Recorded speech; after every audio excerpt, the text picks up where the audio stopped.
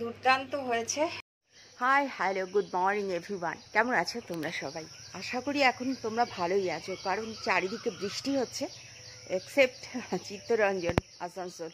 মেঘ করে আছে, গতকাল থেকে গরমটা একটু কমেছে। আশেপাশে নিশ্চয়ই কোথাও বৃষ্টি হচ্ছে, সেই জন্য। এখন বাজে 5টা, লোডশেডিং হয়ে গেছে, মশা কামড়াচ্ছে। আমি মশারি টানাই না, মশা কামড়াচ্ছে সেই জন্য উঠেও পড়লাম। ভাবলাম ব্লগটা শুরু করে দিই। আর ক্যান্ডিও ছটপট করছিল বাগানে আসার জন্য। এরপর রোদ বাড়লে ওকে আর বাগানে ছাড়তে পারবো না, আর ওর এই এক্সারসাইজটা খুব বেশি দরকার। দেখি সারাদিন যা করব তোমাদের সাথে অবশ্যই শেয়ার করব। শরীরটা ভালো নেই, দেখো ফেসটা আবার ফুলে গেছে। এভাবে শরীর যদি কন্টিনিউয়াসলি ফুলতে থাকে তাহলে আমার প্রবলেম হবে। আমাকে নিজেকেই দেখতে হবে, নিজের শরীর নিজেকেই ঠিক করতে হবে। সো নিজেকে ভালো রাখার চেষ্টা করি সব সময়।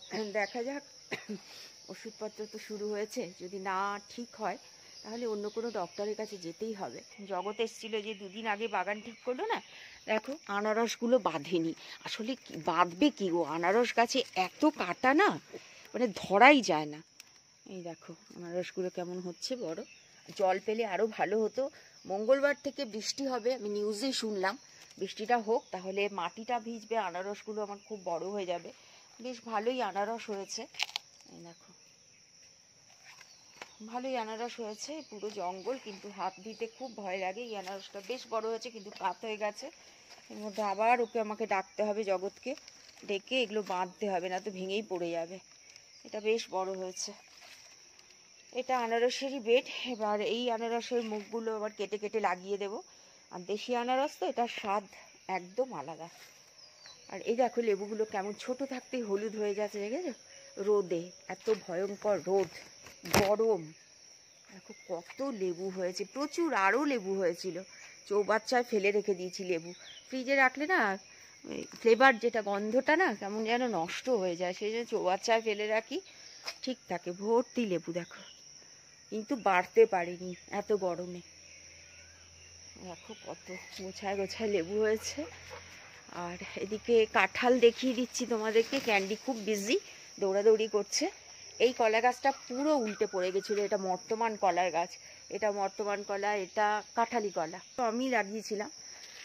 ক্যান্ডি আছে, আর ওর আগে ওর মা ছিল, কারণ ওদের প্রচুর ফল কিনতে হয়, কলা কিনতে হয় বলে আমি কলা গাছই প্রচুর লাগিয়ে দিয়েছি।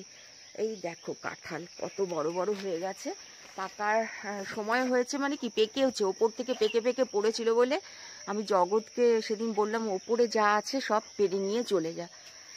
তো এগুলো এবার দেবো, যারা ভালোবাসে। খাজা কাঁঠাল তো, দেখো দেখতেও কত ভালো লাগছে। হলুদ হয়ে আছে, বেশি দিন লাগবে না আর পাকতে, গরমটাতেই পেকে যাবে। এ পাশটাতেও দুটো রয়েছে, বেশ বড় সাইজের। দুটো কোথায়, অনেকগুলো, 4টে রয়েছে। এই দেখো, দূর থেকে দেখাই, এই দেখো, দেখেছো? আর ওপরে আর কিছু নেই। তো চলো, এই হচ্ছে আমার বাগান। কারিয়া পাতা আমার খুব প্রিয়, সেই জন্য গাছটাও বেশ বড় হয়েছে। এদিকে কিছু পাতাবাহারও রয়েছে। গরমে আর কি থাকবে। আর আমি ওই যে ফুলে, গাঁদা ফুলে পুজো করি, ওই ফুলগুলো আবার সব মানে শুকিয়ে যাওয়ার পর ফেলেছিলাম। দেখো কত গাছ হয়েছে, ওখান থেকেও পুজোর ফুল উঠে আসবে। কি করছে, এত ব্যস্ততা কিসের? হেলু করছো না? বিস্কুট খাওয়া হয়ে গেল সকালবেলা। এখন একটু মুড়ি দেবো, মুড়ি খেতে খুব ভালোবাসে, চিড়ে মুড়ি শুকনো। আর এই টগরগুলো ভীষণ সুন্দর গন্ধ। আরেকটা আমার থোকা টগর রয়েছে, ওটা একদম পেছন দিকের বাগানে রয়েছে। গন্ধরাজ গাছ, দেশি গোলাপ গাছ লাগিয়েছিলাম টোনারের জন্য, মানে রোজ ওয়াটার বানাবো বলে অনেক খুঁজে খুঁজে দেশি গোলাপ গাছ এনে লাগিয়েছিলাম। ভালোই ফুল হয়, তোমাদেরকে দেখাবো। প্রচুর ফুল আমি শুকিয়ে রেখে দিয়েছি, ওটা ডাস্ট করব। আকাশ মেঘলা পুরো একদম,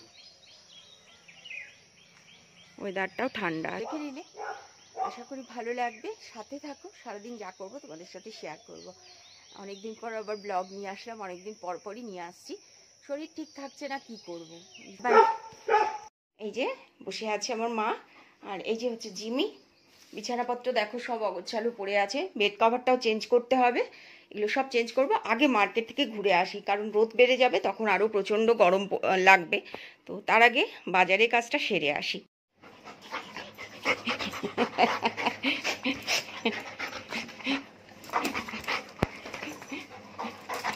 কি হচ্ছে, কি হচ্ছে? এমনি করতে হবে। হ্যাঁ হ্যাঁ হ্যাঁ, গন্ধ শুকে নাও, গন্ধ শুকে নাও, গন্ধ শুকে নাও। হ্যাঁ হ্যাঁ, পুরো গন্ধ শুকো, পুরো গন্ধ শুকো, পুরো পুরো পুরো গন্ধ শুকো। ওই দেখো, super excited, super excited candy.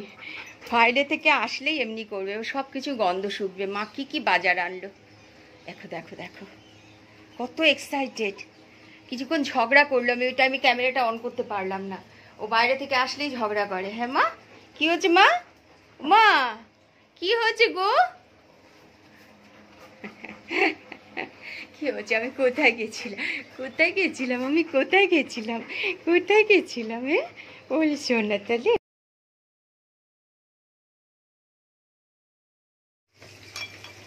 এর মধ্যে না আমি জায়ফল, জয়িত্রী, সামরিচ গুঁড়ো করে নিয়েছি।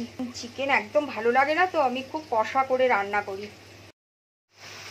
আচ্ছা, এখানে আমি সব ফোড়ন দিয়ে দিয়েছি, তোমাদেরকে দেখিয়ে দিলাম কি কি দেবো ফোড়ন। তো আর এর মধ্যে না আমি কাশ্মীরি মির্চটাও দিয়ে দিয়েছি, কারণ তেলের মধ্যে কাশ্মীরি মির্চ দিলে একটা দারুণ কালার আসে, টেস্টটাও একটা কিন্তু আছে কাশ্মীরি মির্চের, আলাদা একটা স্বাদও আছে। নুন দিয়েছি, হলুদ দেয়নি, যাতে পেঁয়াজটা নরম হয়ে যায়, টমেটোটা নরম হয়ে যায়। চলো, এটা একটু নরম হলেই চিকেনটা দিয়ে দেবো। দেখো সব মশলাই দেওয়া হয়ে গেছে, চিকেন দিয়ে দিয়েছি। আমি জল ছাড়া চিকেন রান্না করি, আমি চিকেনে একদম জল দিই না। তো যতটাই চিকেন রান্না হোক না কেন, এটা তো 600 মতো রয়েছে। আলু ভীষণ ভালো করে ভাজা রয়েছে, আলু চিকেন ভাজাটা সব মশলা সমেত একসাথে দিয়ে দিয়েছি, নুন হলুদ দিয়ে দিয়েছি। এবার ঢেকে ঢেকে সিম আছে রান্না করব। দেখো কালারটা কতটা ভালো এসেছে চিকেনের। দেখো একদম তেল বেরিয়ে গেছে, পুরো সিদ্ধ হয়ে গেছে। এই অবস্থায় আমি দেবো একটু সস। সস তো আগে দেওয়া যায় না, সস আগে দিলে না লেগে যায়। অল্প দেব, টেস্টটা ইনহ্যান্স করবে। আর দেব গরম মশলা। জাস্ট এরকম কষাই থাকবে। আর এটা আমার তো ভাত রুটি সব কিছুর সাথেই ভালো লাগে। আর চিকেন আমি নিজে রান্না না করলে আমি কোথাও চিকেন খাই না, আমি ঠিক এইভাবে কষিয়ে রান্না করি। দুর্দান্ত হয়েছে, একদম তেল তেল হয়েছে পুরো কষা চিকেন। আলু রয়েছে 1.5 কিলো মতো। মুড়ি ছোট প্যাকেটের 1 প্যাকেট আনলাম। দুধ টেট্রা প্যাক, একটু অন্য রকমের বিস্কিট আনলাম, খেয়ে দেখা যাক কিরকম হয়। এই 1 প্যাকেট আর এই 1 প্যাকেট। এখানে চাল রয়েছে লক্ষ্মীভোগ 3 কিলো। ধূপকাঠি, এখানে একটাতে রয়েছে মেথি আর একটাতে রয়েছে মসুরির ডাল। এগুলোই নিয়ে আসার ছিল। এখন খাবো একটু কফি। চলো রাখছি, ভালো থেকো তোমরা সবাই। আসবো আবার নতুন কোনো ব্লগ নিয়ে, ততক্ষণের জন্য টাটা বাই।